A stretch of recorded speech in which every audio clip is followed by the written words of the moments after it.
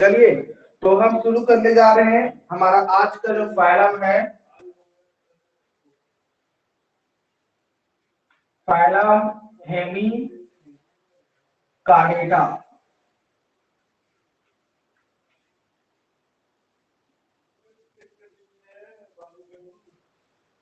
ठीक है, तो सबसे पहला पॉइंट हेमिकार्डेटा के लिए, ठीक है, क्योंकि यहाँ पर हेमी का मतलब होता है हाफ। ठीक है, हेमी का मतलब हाफ होता है और कॉर्डेटा का मतलब कॉर्डेटा। ठीक है, तो इससे करना।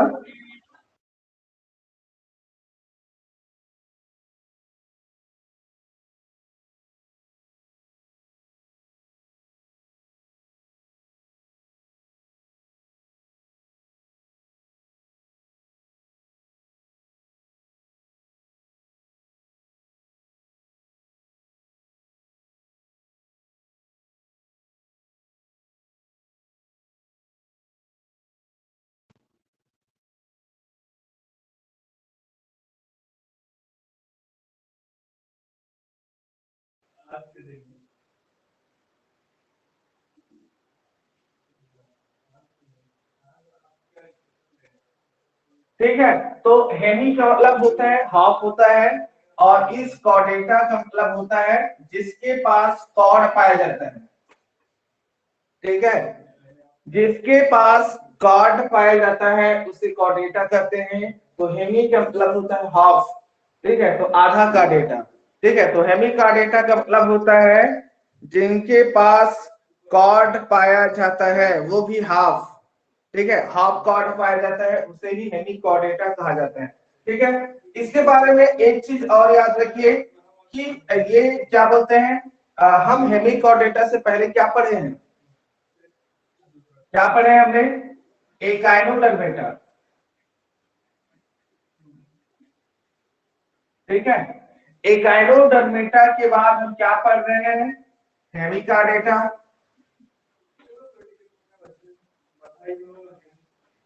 ठीक है, और इस हेमिकार्डेटा के बाद हम पढ़ने वाले हैं कॉर्डेटा। ठीक है, तो ये हेमी आधा है इसका और कुछ लक्षण है इसका। ठीक है, तो इसीलिए हेमी कॉर्डेटा को कॉर्डेटा और इकाइनोडर्मेटा के बीच की कनेक्टिंग लिंक कहा जाता है। ठीक है,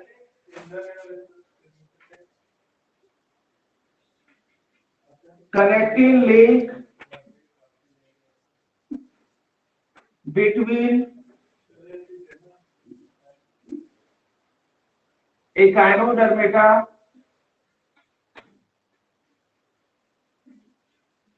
एंड कॉर्डेटा। ठीक है, ये वाले पॉइंट में किसी को प्रॉब्लम तो नहीं है ना। चलिए अगला पॉइंट आ जाइए। हेमी का डेटा जो है वो वार्म लाइक होता है। ठीक है, हेमी का डेटा जो है ये वार्म की तरह दिखाई देता है। ठीक है, वार्म मतलब क्रीमी। ठीक है, क्रीमी की तरह दिखाई देता है।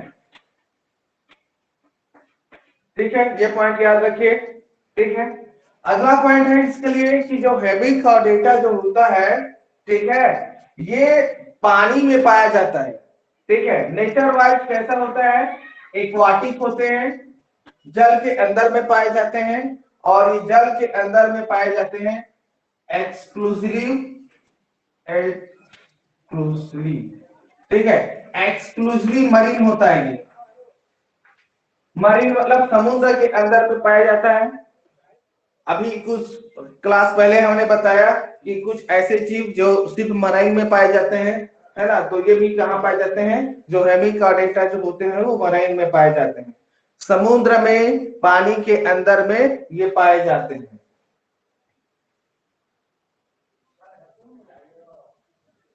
ठीक है, यहाँ तक किसी को प्रॉब्लम।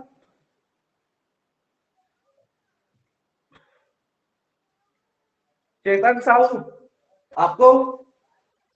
No sir.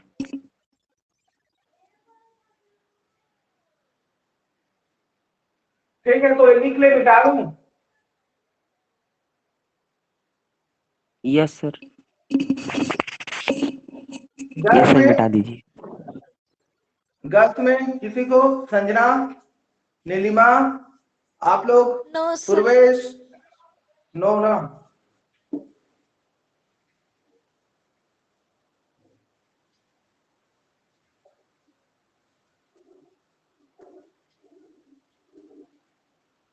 चलिए, तो इसका जो मेन जो बेसिक फीचर है वो बेसिक फीचर पहले खत्म कर लेते हैं, इसके बाद आगे चलेंगे इसके बारे में। ठीक है, अभी टाइम जो हुआ अभी टाइम है, आई थिंक ये खत्म हो जाना चाहिए आज।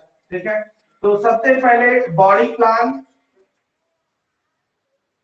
ठीक है, सेकंड नंबर में है आपका लेवल ऑफ ऑर्गेनाइजेशन।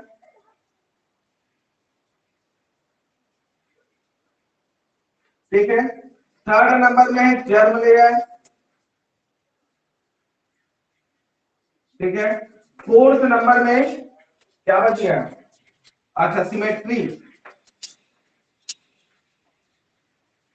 ठीक है, और फिफ्थ नंबर में सिलोम।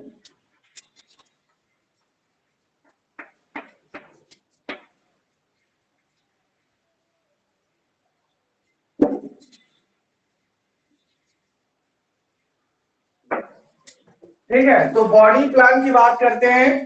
ठीक है, तो इसका जो बॉडी प्लान जो होता है ये ट्यूब विद इन ट्यूब होता है। ठीक है, ये पॉइंट याद रखिएगा।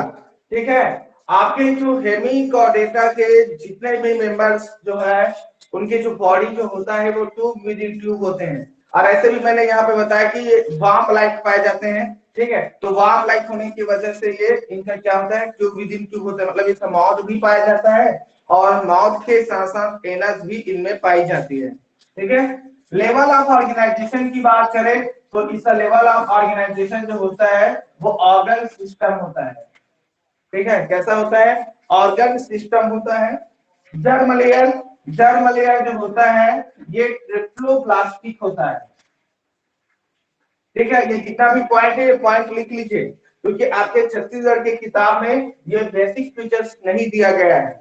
ठीक है, और यहाँ पर जैसे जो सिमेट्री जो होता है वो बाइलेटरल सिमेट्री पाया जाता है।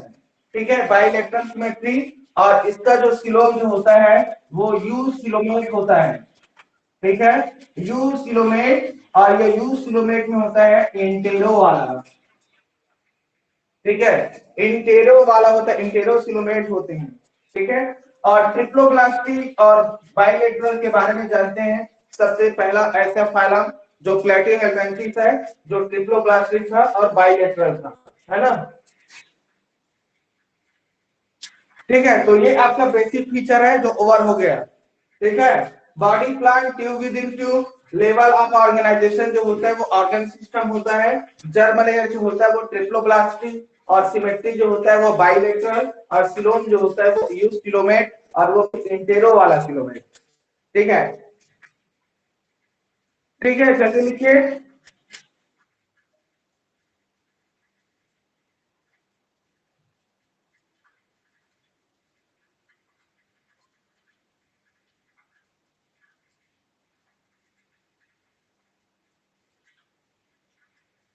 जो नहीं लिखे हैं वो जल्दी स्क्रीनशॉट ले लीजिए।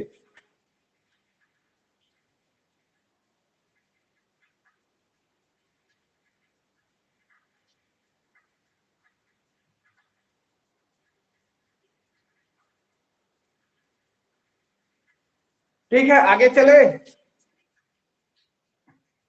सर।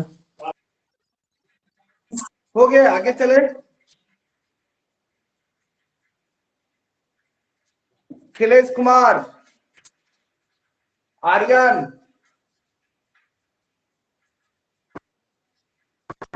हो गया है। ठीक है, हो गया, ये लिख लिए। Yes sir.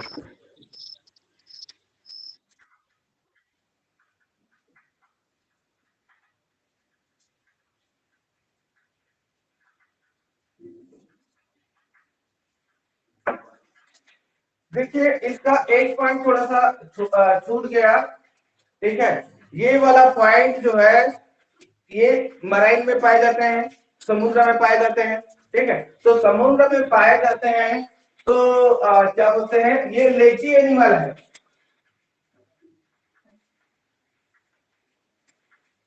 ठीक है। क्या बोलते हैं, लेजी एनिमल है, ठीक है। लेजी एनिमल क्यों, देखिए इसलिए क्योंकि ये पानी के अंदर में पाए जाते हैं, ठीक है।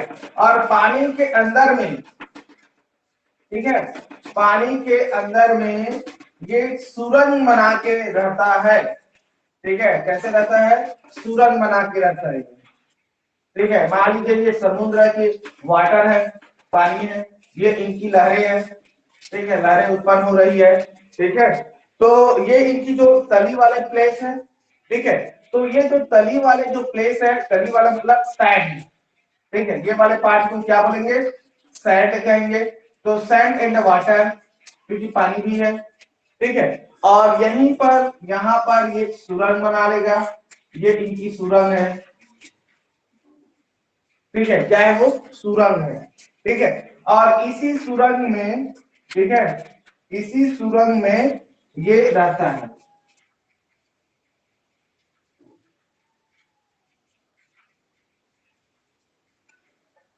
ठीक है।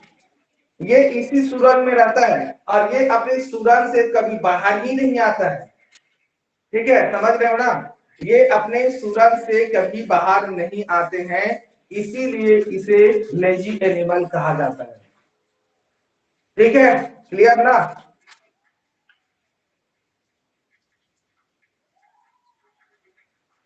चलिए इसके स्ट्रक्चर में आ जाइए थोड़ा, स्ट्रक्चर, ठीक है। ये वाला डायग्राम नहीं मिटाने वाला हूँ क्योंकि अभी इंट्रोडक्शन बताने वाला हूँ, ठीक है। तो इसका संरचना में देखते हैं ये कैसे होता है, ठीक है। अच्छा एक चीज और लिख लीजिए, आपको जो मैंने बेसिक फीचर्स जो बताया है ना, उस बेसिक फीचर्स में, अच्छा मैं यहीं पे लिख रहा हूँ, आगे मत लीजिए, ठीक है। ये इसका जो बॉडी जो होता है ना, बॉडी इज सिलेंड्रिकल, ठीक है। हेमिचौडेटा का जो बॉडी जो होता है वो सिलिंड्रिकल होता है, ठीक है। सिलिंड्रिकल का मतलब होता है बेलनाकार, अच्छा बेलनाकार, ठीक है। इसका बॉडी कैसे होता है, बेलनाकार होता है, ठीक है। ये पॉइंट आप याद रखिएगा, बेलनाकार होते हैं, ठीक है। थोड़ा जगह की कमी होने की वजह से मैं मिटा दिया, ठीक है। तो इसका स्ट्रक्चर देखते हैं,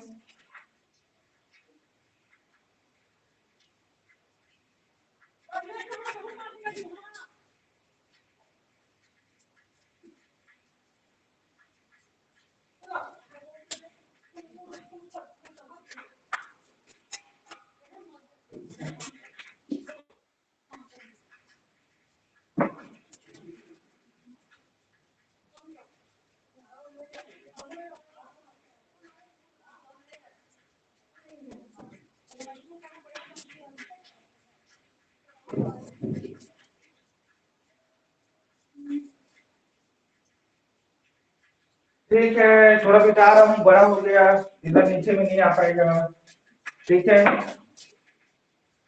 यहाँ थोड़ा ऊपर लेके जा रहा हूँ,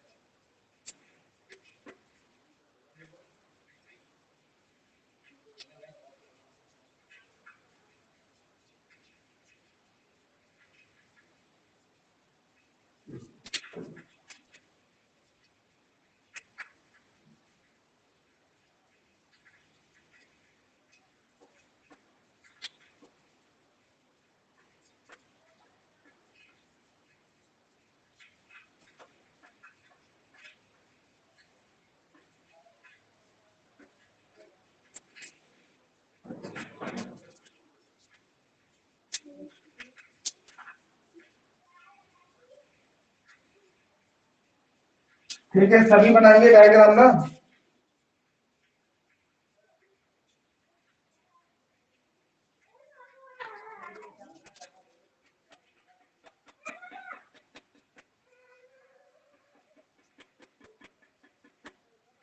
ठीक है, तो ये आपका डायग्राम कंप्लीट। ठीक है, इसके शरीर जो होता है, बॉडी जो होता है, वो 3 पार्ट में डिवाइड रहता है। ठीक है, याद रखना, इसका जो बॉडी जो है वो 3 पार्ट में डिवाइड होता है। ठीक है, पहला बॉडी का पहला पार्ट को कहा जाता है प्रोबोसियस, कहा जाता है प्रोबोसिस, प्रोबोविस बोलते हैं। ठीक है, तो ये जो पहला है शरीर का पहला पॉइंट को, पहला जो पार्ट है इसको प्रोबोसिस कहते हैं। ठीक है, और इससे जो दूसरा पार्ट है, इस दूसरा पार्ट को कहा जाता है कॉलर। ठीक है, और इसके तीसरा पार्ट को कहा जाता है ट्रंक। ठीक है, तीसरे पार्ट को क्या बोलते हैं, ट्रंक कहा जाता है। और ये आपको जो ब्लू कलर में ये जो दिख रहा है ना, ये ब्लू कलर वाले को कहा जाता है जेनिटल विंग्स कहते हैं। ठीक है, क्या बोलते हैं, जेनिटल विंग्स कहा जाता है। और आपको ये वाला जो संरचना जो दिख रहा है, ठीक है, इस वाली संरचना को कहा जाता है गिल्स, कहा जाता है। ठीक है, और इस गिल्स के ऊपर वाला जो पार्ट रहता है, इस ऊपर वाले पार्ट को कहते हैं ब्रोंकियल, कहा जाता है। ठीक है, क्या बोलते हैं, ब्रोंकियल कहते हैं। और ये वाला जो पार्ट दिख रहा है ना, आप एनसीईआरटी की किताब जब देखेंगे तो एनसीईआरटी की किताब में एक्चुअली ये वाला जो पॉइंट जो रीजन है, ये जो रीजन जो दिख रहा है एक्चुअली ऐसा रहता है। ठीक है, ऐसा रहेगा। और यहाँ पर ऐसा गोल गोल संरचना आपको मिलेगा वहां पे। ठीक है, मैंने यहाँ पर नहीं बनाया है, लेकिन आपके एनसीईआरटी की किताब में ऐसा संरचना दिखाई देगा। ठीक है, तो ये वाला जो संरचना जो है, ठीक है, ये लीवर वाला पार्ट होते हैं। तो लीवर को विज्ञान में हिपैटिक कहा जाता है। तो ये वाला जो रीजन क्या कहलाएगा, हेपेटिक रीजन कहलाता है। ठीक है, और इसका अंतिम ये है। ठीक है, और इसको कहा जाता है एनस। ठीक है, जो अपशिष्ट पदार्थ जो होता है, वो अपशिष्ट पदार्थ में खासतौर पर इनकी जो अपशिष्ट पदार्थ जो होते हैं, जो अनडाइजेस्ट मटेरियल्स जो होते हैं, वो यहाँ से निकलता है। ठीक है, ठीक है ना। और जैसे कि हमें भी मनुष्य में भी एनएस पाए जाते हैं, तो सिर्फ वो अनडाइजेस्ट मटेरियल को बाहर निकालने के लिए। लेकिन कुछ और ऐसे अपशिष्ट पदार्थ होते हैं जिसको एक्सप्रेशन किया जाता है। ठीक है, जैसे कि नाइट्रोजिनस जो मटेरियल्स होते हैं, आपका यूरिया, अमोनिया और जो यूरिक अम्ल वगैरह होते हैं, ये अपशिष्ट पदार्थों को निकालने के लिए ग्लैंड्स वगैरह भी पाए जाते हैं ना। तो वैसे ही यहाँ पर ये जो प्रोबोसिस जो है, इस प्रोबोसिस के मतलब यहाँ पर क्या पाए जाते हैं, ग्लैंड्स पाए जाते हैं, जिसे प्रोबोसिस ग्लैंड कहा जाता है। ठीक है, और ये प्रोबोसिस ग्लैंड जो होता है फॉर एक्सप्रेशन, ठीक है, एक्सक्रेटरी में यहाँ पर ये पार्टिसिपेट करता है। ठीक है, और इसका जो माउथ माउथ जो होता है ना, वो माउथ जो होता है ये कॉलर के पीछे होता है। ठीक है, इसलिए मैंने यहाँ पे माउथ नहीं बनाया है, लेकिन इनके माउथ पाए जाते हैं जो कॉलर के पीछे में होते हैं। ठीक है, तो आपको स्ट्रक्चर के बारे में इतना जानकारी रखना है। ठीक है, और इससे ज्यादा नहीं रखना।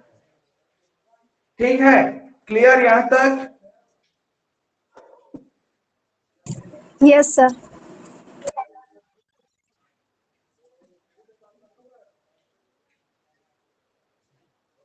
चलिए, ये भोजन कैसे ग्रहण करते हैं थोड़ा देख लेते हैं। ठीक है, ठीक है, तो अच्छा मिटा दूं क्या, डायग्राम बना लिए डायग्राम। फिर आप लोग बोलोगे खिचड़ी बना दिए, बोलेंगे आप लोग।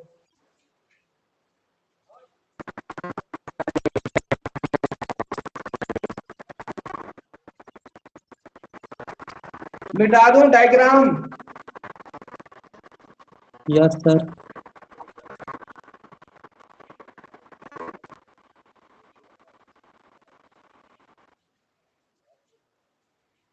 चलिए ठीक है, मैं मिटा रहा हूँ फिर ना। तो ये वाला पॉइंट आप लोग याद रखिएगा ना, ये मैं और बताऊंगा नहीं।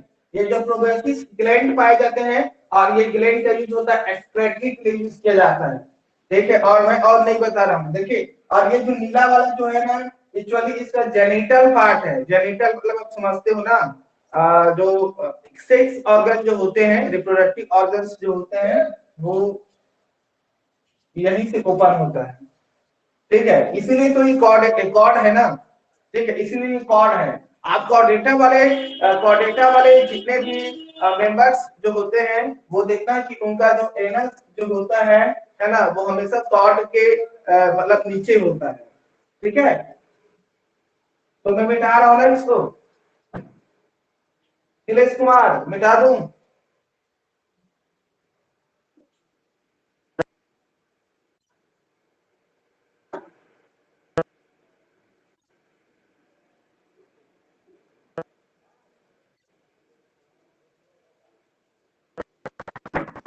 चलिए, तो अगला इसके लिए पॉइंट है जिसे कहा जाता है फीडर फिल्टर, नहीं फिल्टर फीडर बोलते हैं, ठीक है।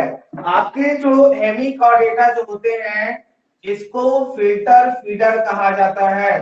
फिल्टर फीडर इसलिए कहा जाता है क्योंकि ये सुरंग के अंदर में रहता है, लेजी एनिमल्स है, ये खाने के लिए भी बाहर नहीं निकलता है। तो ये क्या करता है, ये फिल्टर मतलब होता है छानना, ठीक है। तो ये छान के खाता है, फीडर मतलब खाने वाला, ठीक है। तो ये किसको खाता है मालूम है? ये सीधा डायरेक्ट सैंड को ही खा लेता है, सैंड एंड वाटर, ठीक है। ये वाटर और सैंड को खा जाते हैं, ठीक है। अब खाने के बाद, ठीक है, खाने के बाद वो क्या करता है, फिल्टर करेगा। अब आप लोग सोचोगे कि वो रेत को खाते होंगे, क्योंकि सैंड मतलब मिट्टी और रेत होता है, तो रेत को नहीं खाता है, डायरेक्ट अपने माउथ में डालेगा जरूर, लेकिन उनके बॉडी फिल्टर होते हैं, जिसके वजह से इसमें सैंड एंड वाटर को जब एक साथ खाते हैं, तो इसके अंदर में पाया जाता है, क्या पाए जाते हैं, फाइटोजोन पाए जाते हैं, फाइटोजोन, ठीक है। इसके बाद आपका क्या बोलते हैं, प्रोटोजोआन, ठीक है, प्रोटोजोआन होता है, ठीक है। और जू प्लैंटिन होते हैं, जो प्लैंटेन होते हैं, इन सभी को खाता है, ठीक है। फाइटोजोन, प्रोटोजोन और जो प्लैंटेन जो होते हैं, उसको ये खाता है, ठीक है। और सैंड जो होता है वो बाहर हो जाता है जब ये खाएगा, ठीक है। जब ये खाएगा तो खाने के बाद, क्योंकि इनकी एनस, ये वाला एनस है, ठीक है, ये क्या है, ये एनस है, ठीक है। तो ये इतना आलसी है कि ये अपने एनस के माध्यम से अपशिष्ट पदार्थों को ये क्या कर देते हैं, यहाँ पे बाहर में निकाल के रख देते हैं अपशिष्ट पदार्थ, ठीक है। तो ये ऐसा करते हैं डाइजेशन की क्रिया, ठीक है। रेस्पिरेशन की बात करते हैं, तो आपको याद होगा कि मैंने हेमिकॉर्डेटा के डायग्राम, एक्चुअली जो हेमिकॉर्डेटा का जो डायग्राम बनाया हूं, एक्चुअली वहां पर मैंने नाम लिखना भूल गया है, तो आप लोग एग्जांपल में लिख लीजिएगा। इसे कहा जाता है बैलेनोग्लॉसम कहा जाता है, ग्लासेस, ठीक है। क्या बोलते हैं, बैलेनोग्लासेस का डायग्राम था वो, ठीक है। तो इनका जो रेस्पिरेशन में आपने देखा कि मैंने वहां पे गिल्स लिखा था ना, गिल्स। तो यहाँ पर रेस्पिरेशन की जो प्रोसेस जो होता है, गिल्स के माध्यम से होता है, याद रखिएगा कैसा होता है, गिल्स के माध्यम से होता है, ठीक है। सर्कुलेटरी सिस्टम, ठीक है। सर्कुलेटरी सिस्टम की बात करते हैं, तो सर्कुलेटरी सिस्टम जो होता है वो ओपन प्रकार के होते हैं, ठीक है। कैसे होते हैं, सर्कुलेटरी सिस्टम जो होता है वो ओपन सर्कुलेटरी सिस्टम पाया जाता है, ठीक है, ओपन सर्कुलेटरी सिस्टम, ठीक है। इसके बाद आते हैं रिप्रोडक्शन, ठीक है, प्रजनन की क्रिया, ठीक है। तो प्रजनन की क्रिया के लिए यहाँ पर हेमिकॉर्डेटा के जो मेंबर्स जो होते हैं वो डायस्कियस होते हैं, ठीक है। क्या होते हैं, डायसियस होते हैं, मतलब नर और मादा अलग अलग पाए जाते हैं। ठीक है, तो सपोज मान के चलिए कि ये क्या है, ये नर है, ये क्या है, नर है, और ये मान के चलिए कि जो मादा जो है वो यहाँ पर गड्ढा बना ली है। ठीक है, मादा यहाँ पर गड्ढा बना ली है और ये यहाँ पे है। ठीक है, ये मादा वाले हैं। ठीक है, मादा है। ठीक है, ये क्या करेगा, ये जो नर जो है ये अपने स्पर्म को रिलीज करेगा, और स्पर्म को जब रिलीज करेगा तो यहां से बाहर निकल जाएगा, और ये आ गया इनका स्पर्म। ठीक है, ये क्या है, इनका स्पर्म है। ठीक है, अब वैसे ही ये मादा क्या करेगी, मादा भी अपने अंडे को बाहर निकाल देगी, तो ये निकल गया इसका अंडा, एग। ठीक है, अब ये एग यहां पर है और ये यहां पर, ये दोनों यहाँ पे क्या हो गया, फ्यूज हो गया, मतलब निषेचन। निषेचन कहाँ हो रहा है, पानी में हो रहा है, तो इसलिए यहाँ पर याद रखिएगा कि यहाँ पर एक्सटर्नल फर्टिलाइजेशन होता है। ठीक है, कैसे होता है, एक्सटर्नल फर्टिलाइजेशन, क्योंकि शरीर के बाहर पानी में हो रहा है। ठीक है, external fertilisation plus cross fertilisation. ठीक है, तो ये यहाँ पर फ्यूज हो गया, निषेचित हो गया, और निषेचित होने के बाद ये जायगोट का फॉर्मेशन करेगा, और जायगोट के बाद ये धीरे धीरे क्या हो जाते हैं, ये लार्वा में चेंज हो जाते हैं। ठीक है, क्या हो जाते हैं, लार्वा में चेंज हो जाता है। ठीक है, तो इनका जो लार्वा को कहा जाता है टेनेरिया लार्वा कहा जाते हैं। ठीक है, क्या बोलते हैं, टेनेरिया लार्वा कहते हैं। फिर ये जो लार्वा जो है, ठीक है, ये जो लार्वा जो है ये क्या करेगा, फिर ये हेमिकार्डेटा में कन्वर्ट हो जाएगा। तो हम बोल सकते हैं कि यहाँ पर कैसे डेवलपमेंट पाए जाते हैं, इनडायरेक्ट डेवलपमेंट पाया जाता है। ठीक है, इनडायरेक्ट डेवलपमेंट। ठीक है, क्योंकि इनका जो बच्चा जो होता है वो डायरेक्ट उत्पन्न नहीं होता, लार्वल स्टेज पाया जाता है।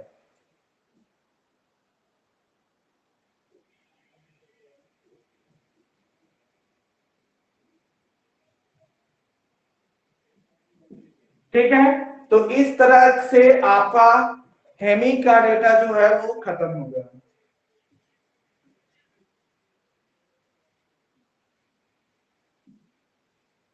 अब किसी को डाउट होगा तो पूछ लीजिए।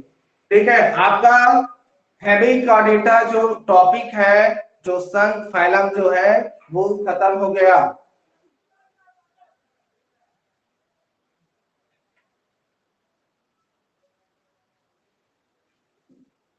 ठीक है, क्लासिफिकेशन ऑफ हेमिकार्डेटा आपके छत्तीसगढ़ की किताब में है, सिलेबस में है। ठीक है, लेकिन मैं उसको नहीं बता रहा हूँ। ठीक है, उसको इसलिए नहीं बता रहा हूँ क्योंकि वो हमारे लिए इम्पोर्टेंट नहीं है, हमारे लिए मतलब आपके लिए इम्पोर्टेंट नहीं है, तो एक्स्ट्रा पढ़ने की जरूरत नहीं है। ठीक है, आपके पास किताब है, आप क्लासिफिकेशन को चाहे तो आप पढ़ लीजिएगा। ठीक है, मैं एक्स्ट्रा नहीं पढ़ा रहा हूँ क्योंकि मेरे को लगता है कि वो इम्पोर्टेंट नहीं है। ठीक है, जो इम्पोर्टेंट है वो पढ़िए, सब कुछ पढ़ने की जरूरत नहीं है। ठीक है, तो इस तरह से आपका ये जो पूरा टॉपिक है हेमिकार्डेटा का पूरा ओवर हो गया है। ठीक है, अब यदि किसी को यहाँ पे डाउट है, किसी के मन में जो भी प्रश्न आ रहा होगा, उत्पन्न हो रहा होगा, तो आप प्रश्न कर सकते हैं। चलिए अंशिता सिंह,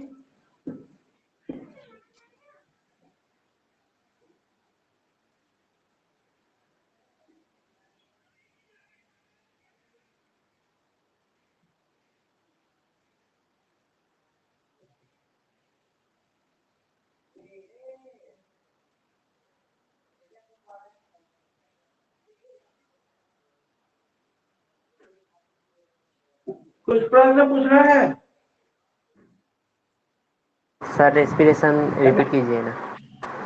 हाँ, रेस्पिरेशन, देखिए रेस्पिरेशन, अच्छा रेस्पिरेशन ना, ओके चलिए ठीक है। एक्चुअली क्या होता है रेस्पिरेशन, ये मैं बता रहा हूँ ना, ये जितने भी प्रोसेस जो है वो वही गड्ढे में, गड्ढा मतलब सूरज में ही करता है।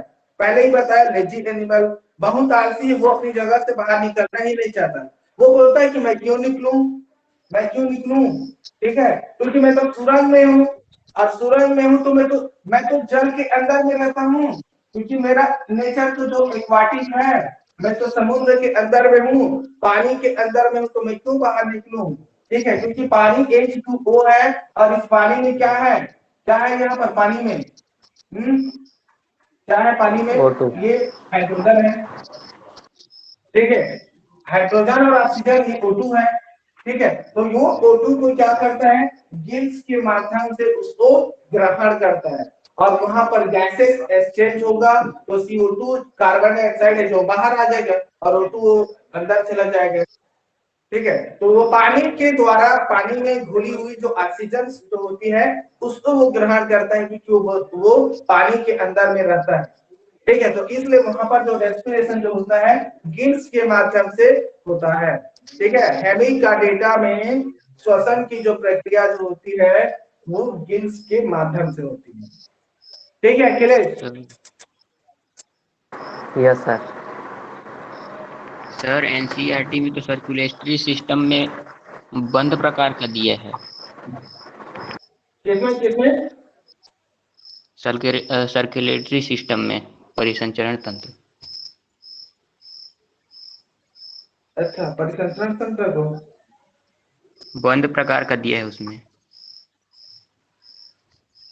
अच्छा ये बताओ, एकाइनोडर्मेटा में क्या पढ़े हैं?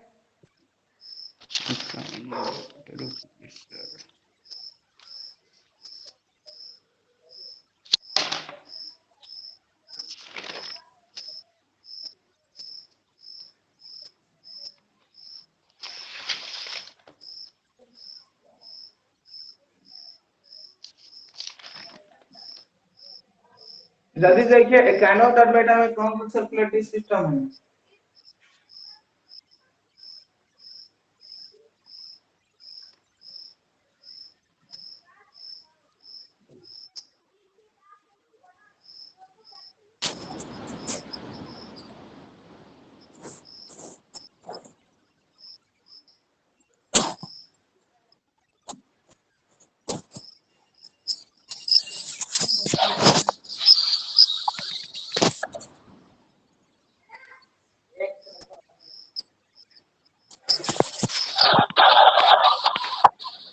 नीला, एकाइनोडर्मेटा में क्या पढ़े हो?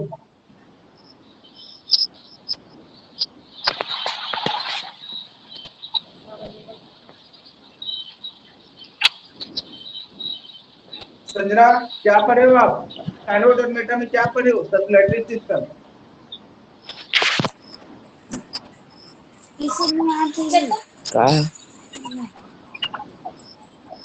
का जल्दी बताइए ना। उतरा देख के वहाँ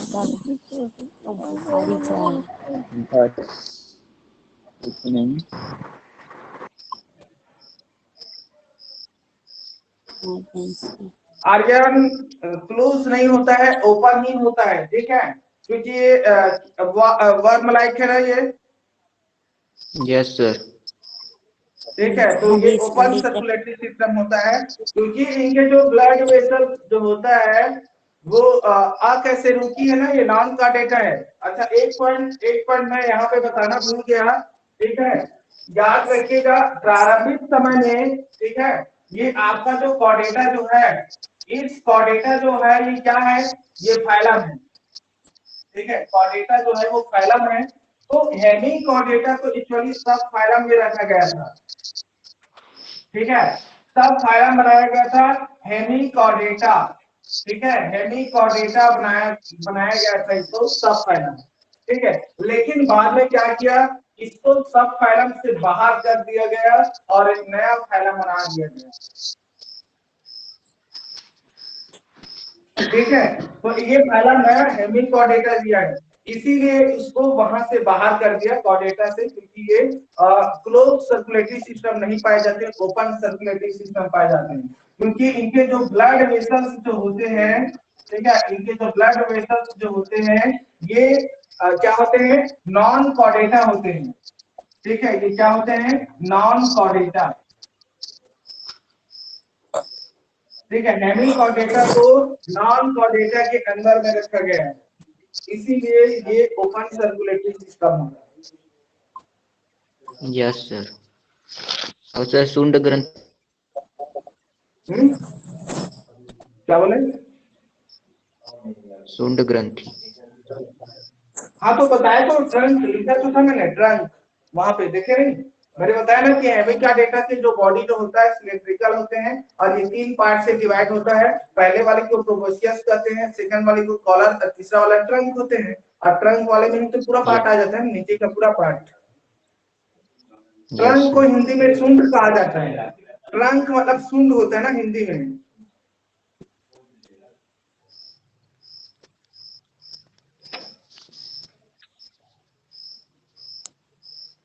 ठीक है, तो क्लास ओवर कर रहे हैं?